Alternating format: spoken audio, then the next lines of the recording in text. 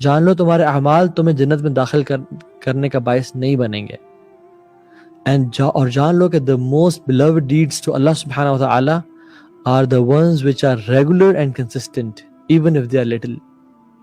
یعنی اس حدیث کا کرکس ہے کہ نیک اعمال کرو, سنسیئرلی کرو, ماڈریٹلی کرو, اور جان لو کہ تمہارے اعمال کی وجہ سے تم جنت میں نہیں جاؤ گے. جس چیز کی وجہ سے تم جنت میں جاؤ گے وہ اللہ کی رحمت اور اس کی عنایت ہوگی.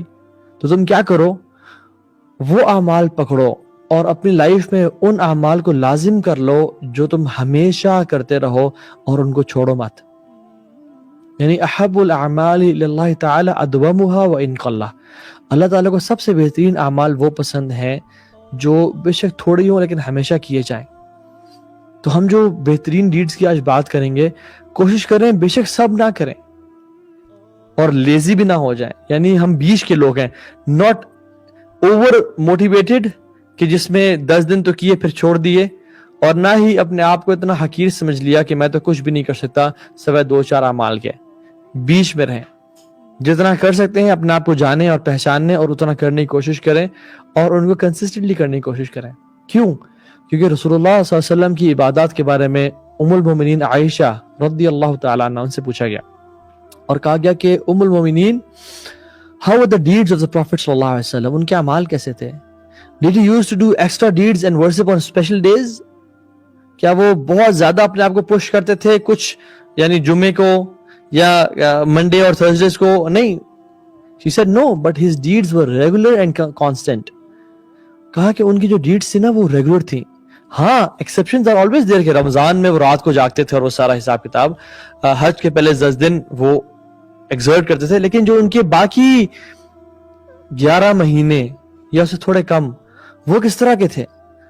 ہمارا گراف پتہ کیا ہوتا ہے؟ رمضان میں ایسے پیک پہ گئے, پھر ایسے اتنا برا گرے کہ پھر اٹھے ہی نہ, اور پھر حج کے 10 دنوں میں کچھ اوپر گئے پھر گرے کہ اگلے رمضان تک اٹھے ہی نہ. لیکن رسول اللہ صلی اللہ علیہ وسلم کا ایک ہائی لیول آف عبادات ود کنسسٹنسی, اور رمضان میں مزید بڑھ جانا ان کا یہ ہوتا تھا, اور وہ رسول اللہ صلی اللہ علیہ وسلم تھے. ہم لوگ بھی اپنا دیکھیں کہ ہم بھی جتنے ایکشنز کر سکتے ہیں وہ ہم مینٹین کریں اور رمضان میں یہ تھوڑا بڑھا دیں. تو انہوں نے کہا کہ no but his deeds were regular and constant. اور پھر کیا کہا کہ and who among you is able to do what the Prophet صلی اللہ علیہ وسلم was able to do in worshiping Allah سبحانہ وتعالی. تم لوگوں میں سے کون ہے جو وہ کر سکتے ہیں جو رسول اللہ صلی اللہ علیہ وسلم کیا کرتے تھے؟ یعنی آپ صلی اللہ علیہ وسلم تو راتوں کو تہجد میں کھڑے ہوتے اور اتنا لمبا کھڑے ہوتے کہ ان کے پاؤں سوج جاتے. 1.5-2 گھنٹے کی تراویح سے یا عبادت سے پاؤں نہیں سوجتے. ہم بھی کھڑے ہوتے ہیں رمضان میں جس دن کوئی لمبی صورت پڑی جائے تو. یہ تقریباً 3 سے 4 گھنٹے کی تہجد اور اس میں کانسٹنٹ کھڑا ہونا اور اللہ کی حمد و ثنا بیان کرنے سے ہی پاؤں سوجتے ہیں. اور ان کے جو he was a commandant, he was a father, he was a husband, he was a qazi, he was everything of Medina. Yet he used to strive in the ibadah of Allah subhanahu wa ta'ala. صحیح بخاری اور صحیح مسلم کی حدیث ہے, اللہ کے نبی صلی اللہ علیہ وسلم فرمایا کہ the supplication of the one of you will be answered as long as he is not hasty and impatient. تو میں سے ہر بندے کی دعا قبول ہوگی لازمی جب تک وہ جلد باز یا impatient بے صبرا نہیں ہو جائے گا اور وہ کہے کہ میں تو اتنے عرصے سے دعا کرتا جا رہا ہوں لیکن آج تک آنسر نہیں ہوئی. and he despairs and abandons the supplication. یعنی وہ اسے ہار مان جاتا ہے اور اس دعا کو ترک کر دیتا ہے. حالانکہ ہونا کیا ہوتا ہے کہ اس کی دعا کی قبولیت میں کچھ دن, کچھ ایام, کچھ ساعات, کچھ گھنٹے رہ گئے ہوتے ہیں, لیکن وہ ہار مان جاتا ہے اور کہتا ہے کہ میری تو دعا کبھی قبول ہی نہیں ہوتی. یعنی میں اتنے عرصے سے دعا کر رہا ہوں اور ایک قبول ہی نہیں ہوگی. اللہ سبحانہ تعالیٰ کسی بے صبرے کی یا ہیسٹی کی اس میں کرکس کیا. یہ میں حدیث یہاں پہ کیوں لایا ہوں؟ کیونکہ be consistent in your عبادات. You're not asking Allah subhanahu wa ta'ala for that thing only, but you're asking Allah subhanahu wa ta'ala for good deeds and actions, for نیک اعمال. مطلب دعا کا مقصد صرف چیز کو حاصل کرنا نہیں ہے, دعا کا مقصد زیادہ بڑا یہ ہے کہ میں اپنے رب سے تعلق کو مینٹین رکھوں.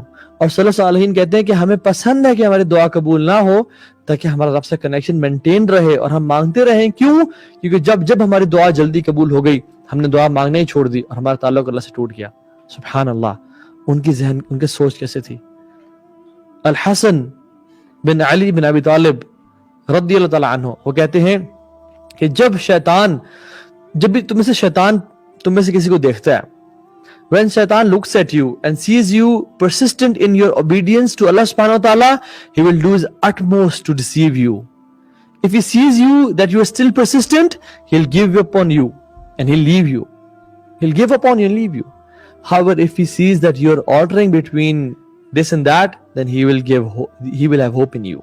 اللہ اکبر, کتنی ڈیپ بات یہ. کہا کہ جب شیطان تمہیں سے کسی کو دیکھتا ہے کہ وہ کنسسٹنٹ اور پرسسٹنٹ ہے, تو وہ تم پہ ٹرائی کرتا ہے کہ تمہیں ڈیسیو کرے, پھسلائے اور تمہیں لیزی لیتھارجک کر دے. اور جب وہ دیکھتا ہے کہ نہیں یہ بندہ یا بندی ابھی تک پرسسٹنٹ ہے اور اس کو نہیں چھوڑا, تو تم سے ہوپ ہار جاتا ہے. وہ کہتا ہے کہ یار یہ بندہ میرے کام کا نہیں ہے, اس کو میں نہیں ہرا سکتا. لیکن جس شخص کو وہ دیکھتا ہے کہ وہ آلٹر کر رہا ہے, کبھی 5 نمازیں باجماعت, کبھی 4 باجماعت اور ایک گھر میں پڑھ لی, کبھی 12 رکعتیں پڑھی, کبھی چھوڑ دیں, کبھی نماز کے بعد اذکار کیے, کبھی چھوڑ دیے, کبھی گناہوں سے بچا اور کبھی کر لیے, then he has hope in you کہ تم اس کی ایک پرے بن سکتے ہو. یعنی he has got hopes in you کہ وہ تمہیں پگھلا سکتا ہے اور تمہیں پھسلا سکتا ہے راستے سے. تمہیں کرنا کیا ہے؟ ہم آج جو اعمال اور ایکشن سنیں گے, کوشش ہم نے یہ کرنی ہے کہ ہم ان کو کنسسٹنسی کے ساتھ ساری زندگی کرتے رہیں انشاءاللہ.